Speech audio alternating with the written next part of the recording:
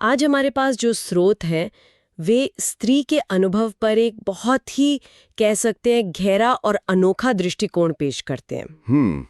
इसकी शुरुआत एक ऐसे विचार से होती है जो शायद हम सब ने कहीं ना कहीं महसूस किया है, पर कभी इस तरह सोचा नहीं। सही बात है। स्रोत की पहली ही पंक्ति कहती है कि सदियों से दुनिया ने स्त्री को समझने की कोशिश नहीं की, बल्कि उसे अपने हिसाब से ढालने की कोशिश की है। हाँ। उसे बताया गया कि कैसे बोलना है, कैसे चलना है, यहाँ तक कि सोचना कैसे है। और स्रोत के अनुसार स्त्री का असली दर्द वो यहीं से शुरू होता है। और जो बात इस पूरी पड़ताल को और भी रोचक बना देती है, वो ये है कि ये सिर्फ कोई पुराना आध्यात्मिक दर्शन नहीं है। अच्छा। हमारे स्रोत ओशो के इन विचारों को आधुनिक मनोवैज्ञानिक शोध के साथ जोड़कर देखते हैं। ओके। जैसे एक जेंडर साइकोलॉजी का अध्ययन भी यही कहता है कि जब किसी इंसान को लगातार ये बताया जाता है कि उसे कैसा होना चाहिए, तो वो धीरे धीरे अपनी असलियत से मतलब अपना संपर्क खो देता है, खुद से ही दूर हो जाता है। हाँ बिल्कुल।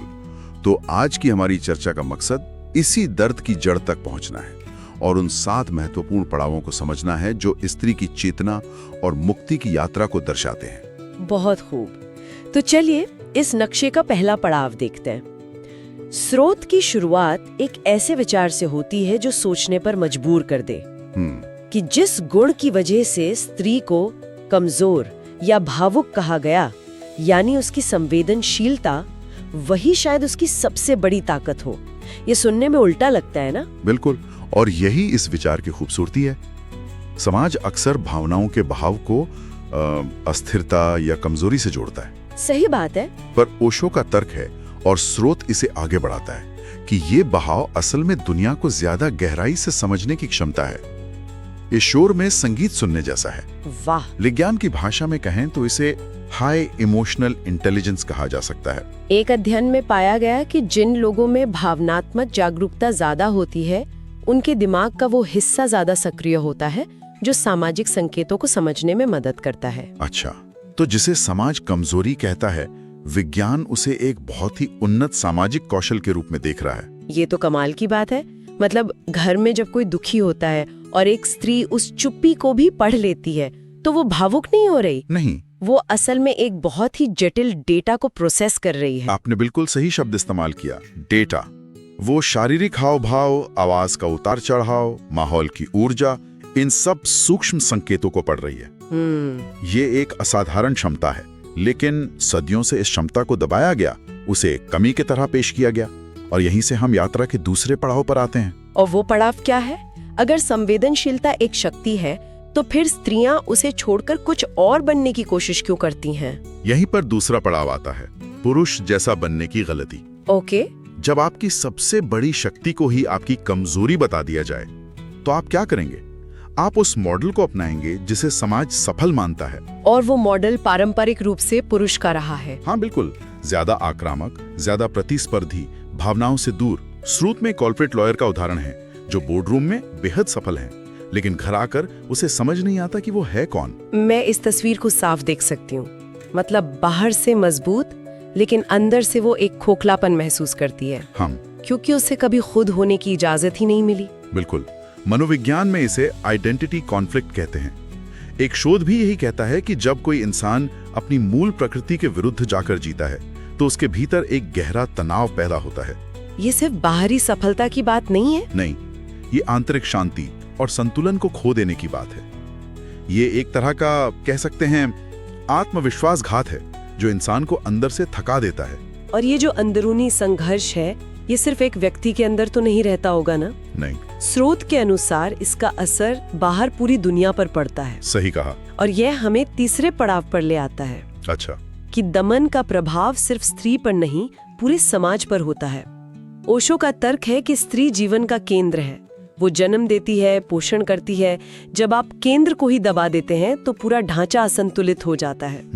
ये सिर्फ एक दार्शनिक विचार नहीं लगता। बिल्कुल नहीं। एक सोशल बैलेंस स्टडी से भी पता चलता है कि जिन समाजों में स्त्री को बराबरी और सम्मान दिया जाता है, वे समाज ज्यादा स्थिर, ज्यादा शांतिपूर्ण और आर्थिक रूप से भी मजबूत होते हैं। क्या स्रोत में इसका कोई व्यवहारिक उदाहरण है, कोई रोजमर्रा की जिंदगी से जुड़ा हुआ? हाँ, एक बहुत ही सीधा और सरल उदाहरण है।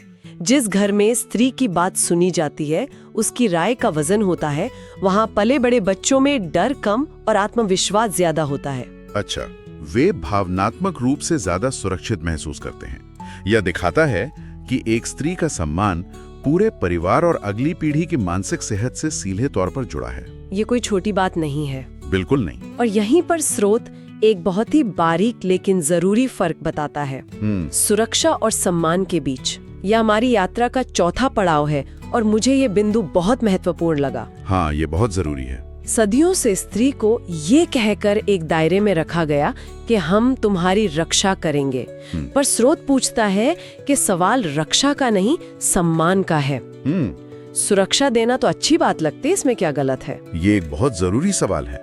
देखिए, दिक्कत सुरक्षा में नहीं बल्कि उसके पीछे छिपी मानसिकता में है। अच्छा, जब कोई कहता है मैं तुम्हारी रक्षा करूंगा, तो उसमें अक्सर ये भाव छिपा होता है कि तुम कमजोर हो, तुम अपनी रक्षा खुद नहीं कर सकती। ये एक निर्भरता का रिश्ता बनाता है। ओके। सम्मान दूसरी तरफ आपकी बराबरी को स्वीकार करता है।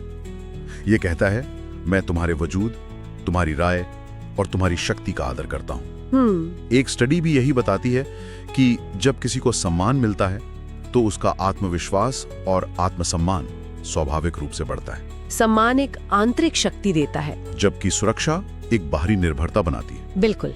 यानी जब किसी स्त्री की राय को मीटिंग में गंभीरता से सुना जाता है तो वो उसे किसी बॉडीगार्ड से ज्यादा ताकतवर महसूस कराता है। बिल्कुल सही कहा। क्योंकि वो उसकी बुद्धि और क्षमता की स्वीकृति है, उसकी शारीरिक कमजोरी की नहीं। ये एक बहुत बड़ा मनोवैज्ञानिक बदलाव है। और ये पहचान और सम्मान का सवाल प्रेम के रिश्ते में तो और भी गहरा और जटिल हो जाता होगा। हाँ, और यही हम 5वें पड़ाव पर आते हैं, प्रेम में अपनी पहचान खो देना। ओशो का कहना है कि स्त्री प्रेम में खुद को पूरी तरह समर्पित कर देती है, अपना सब कुछ दे देती है, लेकिन इसमें खतरा है। रिश्ते को नहीं खोती, बल्कि अक्सर खुद को ही खो बैठती है। हाँ, ये बात तो बहुत सुनने में आती है, मैंने उसके लिए सब कुछ छोड़ दिया। ये एक भावनात्मक निर्भरता का पैटर्न है जिसे एक रिलेशनशिप स्टडी भी उजागर करती है। शोध के अनुसार जो लोग किसी रिश्ते में अपनी निजी पहचान, अपने शौक, अपने दोस्त सब कुछ खो देते हैं, उन्हें रिश्ता टूटने पर ज्यादा गहरा और लंबा दर्द होता है। तो क्या इसका मतलब है कि प्रेम में समर्पण गलत है? स्रोत ये नहीं कहता, वो सचेत प्रेम की बात करता है। सचेत प्रेम? हाँ, एक ऐसा प्रेम जहां आप समर्पित तो हो पर अपनी पहचान को न खोएं। आप प्रेम में हो लेकिन आपका एक पैर हमेशा आपकी अपनी जमीन पर हो। मतलब प्रेम का मतलब एक दूसरे का विस्तार करना है, एक दूसरे में खत्म हो जाना नहीं। बिल्कुल। ये तो एक चक्रव्यूह जैसा लगता है। अगर समाज उसे दबा रहा है, सफलता के लिए उसे किसी और की नकल करनी पड़ रही है और प्रेम में वो खुद को खो रही है, तो बाहर निकलने का रास्ता क्या है? आपने बिल्कुल सही सवाल पूछा और इसका जवाब हमें 6ठे पड़ाव पर मिलता है। कहाँ है जवाब? असली मुक्ति जागरूकता से आती है। जागरूकता? हाँ, ओशो के अनुसार मुक्ति किसी बाहरी क्रांति से नहीं बल्कि भीतरी जागरूकता से आती है। जब स्त्री ये समझ लेती है कि उसकी अपनी कीमत क्या है, उसका अपना वजूद क्या है, तो फिर कोई उसे दबा नहीं सकता। लेकिन ये जागरूकता काम कैसे करती है? ये कोई जादुई बटन तो है नहीं जिसे दबा दिया और सब ठीक हो गया? नहीं, बिल्कुल नहीं। ये एक प्रक्रिया है। एक सेल्फ अवेयरनेस स्टडी बताती है कि जो इंसान खुद को, अपनी जरूरतों को और अपनी सीमाओं को समझ लेता है, वो शोषण से खुद को बेहतर ढंग से बचा पाता है। अपनी सीमाओं को जानना? हाँ, जागरूकता का सबसे बड़ा सबूत है अपनी सीमाओं को जानना और उन्हें लागू करना। स्रोत का उदाहरण बहुत सटीक है। जिस स्त्री को अपनी सीमाओं का पता है, वो जरूरत पड़ने पर ना कहना सीख जाती है। और ये ना कहना किसी विद्रोह के लिए नहीं है। नहीं, ये अपने अस्तित्व को बचाने और सम्मान देने के लिए है। ये आत्मसम्मान का सबसे बड़ा प्रतीक है। और जब एक स्त्री ये करना सीख जाती है तो इसका असर सिर्फ उसकी अपनी जिंदगी पर नहीं पड़ता होगा। यहीं से हम शायद 7वें और आखिरी पड़ाव पर पहुंचते हैं। बिल्कुल। ये यात्रा एक स्त्री से शुरू होती है, लेकिन स्रोत के मुताबिक ये वहीं खत्म नहीं होती। हाँ, 7वां पड़ाव है स्त्री का उत्थान, यानी मानवता का उत्थान। ये इस पूरी चर्चा को एक सार्वभौमिक सत्य से जोड़ता है। अच्छा? ओशो कहते हैं कि जब स्त्री मुक्त होगी तभी पुरुष भी वास्तव में मुक्त हो पाएगा, क्योंकि दोनों एक दूसरे से गहराई से जुड़े हैं। पुरुष को भी तो मजबूत और भावहीन होने के एक संकरे दायरे में कैद किया गया है। सही बात है। जब स्त्री अपनी संवेदनाशीलता को स्वीकार करेगी तो पुरुष को भी अपनी भावनाओं को स्वीकार करने की आजादी मिलेगी। ये किसी एक जेंडर की लड़ाई नहीं है, ये पूरी मानवता के संतुलन की बात है। इस विचार का भी कोई वैज्ञानिक आधार है? हाँ, एक ह्यूमन डेवलपमेंट स्टडी से इस विचार को बल मिलता है। जिसके अनुसार जहां स्त्रियां सशक्त होती हैं, शिक्षित होती हैं, वहां पूरी की पूरी पीढ़ी ज्यादा भावनात्मक रूप से संतुलित और विकसित होती है। जैसे एक शांत और जागरूक माँ एक सुरक्षित महसूस करने वाले बच्चे को जन्म देती है, ठीक उसी तरह जागरूक स्त्रियां एक स्वस्थ समाज का निर्माण करती हैं। तो इस पूरी चर्चा और इस 7 पड़ावों वाली यात्रा को अगर हम समेटे तो इसका सार क्या है? मुझे लगता है कि हम इसे 4 बड़े स्तंभों में देख सकते हैं। जरूर। पहला, स्त्री को बदलने की नहीं बल्कि गहराई से समझने की जरूरत है। समझने की। दूसरा स्तंभ ये है कि उसकी संवेदनशीलता उसकी कमजोरी नहीं बल्कि उसकी सबसे बड़ी शक्ति है। बिल्कुल। तीसरा, रिश्ते में सुरक्षा जरूरी है लेकिन सम्मान के बिना वो अधूरा है, पंगु है। सही कहा। और चौथा और शायद सबसे जरूरी कि असली आजादी किसी और से नहीं बल्कि खुद की जागरूकता से ही मिलेगी। बिल्कुल सही।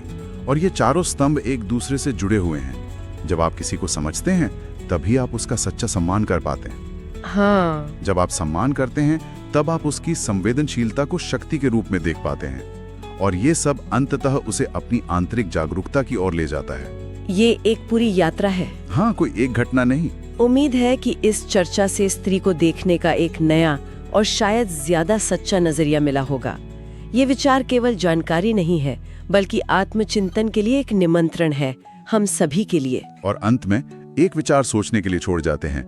अगर स्त्री की मुक्ति के लिए जागरूकता ही कुंजी है और ये मुक्ति पूरी मानवता के संतुलन के लिए जरूरी है, तो समाज के तौर पर वो कौन सी एक सबसे गहरी मान्यता या धारणा है जिसके प्रति हम सबको, स्त्री और पुरुष दोनों को, सबसे पहले जागरूक होने की जरूरत है, ताकि ये यात्रा हर किसी के लिए हर घर में शुरू हो सके।